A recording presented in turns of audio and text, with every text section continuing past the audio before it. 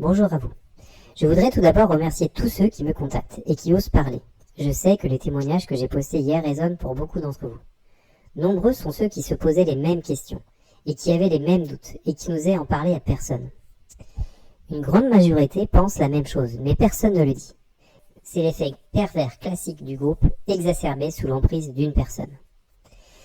Des personnes de l'école sont en train d'ouvrir les yeux et de faire enfin leurs propres recherches. Et tout cela sera partagé, croyez-moi.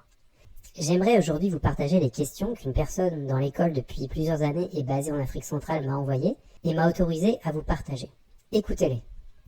Question 1. Pourquoi faut-il payer cher les enseignements ? Si le but est d'aider les gens, ne faudrait-il pas rendre les enseignements plus accessibles financièrement ? Dans certains pays d'Afrique, même un pêcheur ou quelqu'un qui vit avec 20 € par mois peut avoir accès à nos traditions si les génies donnent leur accord. Simon Kimbangu, dont Ntumwa parle souvent, a-t-il fait payer ses enseignements ? La réponse, c'est non. Question 2. Pourquoi l'initiation d'Enga n'est-elle pas plus sélective ? Dans toutes les traditions africaines, il y a toujours une sélection.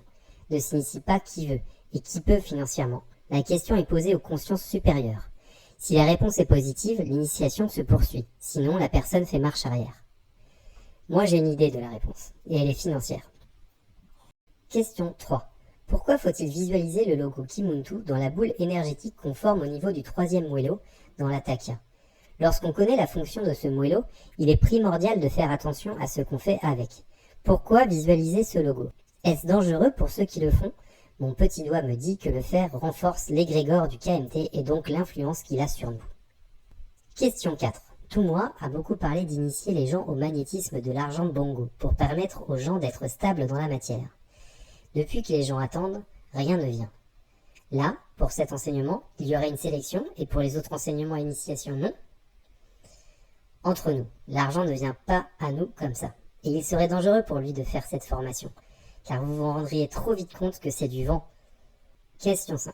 Kimuntu est une école, mais aussi une entreprise. Où va tout cet argent ? Une partie est redonnée à la communauté au Congo, comme j'ai pu le voir sur certaines photos qui ont circulé. Mais le redistribue-t-on à la communauté de l'école ? Non. Beaucoup de gens dans l'école ont besoin d'aide financière et ont des projets d'affaires, mais pas les moyens. Pourquoi ne pas créer un fonds pour soutenir ces personnes si la volonté principale est vraiment d'aider les gens ? Si vous voulez mon avis, la réponse est dans la question. Question 6. Ntumwa a des capacités occultes. Et il a aussi, comme tout être humain, des défauts. Les gens de l'école ont peur d'en parler. Comme a dit une personne récemment, la parole est muselée. Pourquoi ? L'ego, l'orgueil, le manque d'humilité de Ntumwa sont des choses que les gens commencent à remarquer. Question 7. J'ai entendu Ntumwa dire un jour que les techniques qu'il détient permettent de se connecter au guide, sans avoir besoin de consommer des substances, des bois, des plantes. Dans certains pays d'Afrique, nous nous initions à nos rites dans les forêts. Nous nous connectons à nos génies à l'aide de plantes, bois sacrés. Se référait-il à ces rites ? Avait-il la prétention d'affirmer que ce qu'il enseigne est supérieur à des traditions plus anciennes que son âge ? Question 8. Ntumwa conseille aux gens qui veulent se purifier d'utiliser un nombre de choses dont du gros sel marin. Le gros sel est utilisé aussi en Afrique à des fins de purification. Jusque-là, rien d'anormal. À un moment donné, il précise qu'après avoir utilisé ce sel, il faut réinstaller les boucliers Kimuntu, car le sel les désactive aussi. Si ces boucliers sont vraiment bénéfiques ou sains, pourquoi sont-ils désactivés par le sel ? Il y a des protections spirituelles dans nos traditions, et souvent, je fais des bains de sel. Jamais mes protections ne se sont désactivées après ces bains. Je me permets d'ajouter 2 autres questions que j'ai vues se poser ici ou là. Question 9. Si c'est juste une école, pourquoi tout ce bruit parce que des personnes la quittent ? A-t-on jamais vu une vraie école réagir ainsi ? Question 10. Si nous sommes connectés directement à la source, comment peut-on déconnecter quelqu'un de sa propre divinité ? C'est quand même hallucinant d'entendre cela. Il est 23h49, donc à minuit, là, dans quelque chose de 11 minutes, je vais procéder à mon rituel. Là, pendant que je vous parle, je suis habillé en conséquence. Je vais procéder au rituel de débranchage. Personne n'a le pouvoir de vous déconnecter de quoi que ce soit. Il suffit de vous écouter. Et entre nous, il faudrait arrêter le théâtre. Ça va 2 minutes. Parce qu'à minuit moins 10, il était exactement dans la même tenue que nous tous.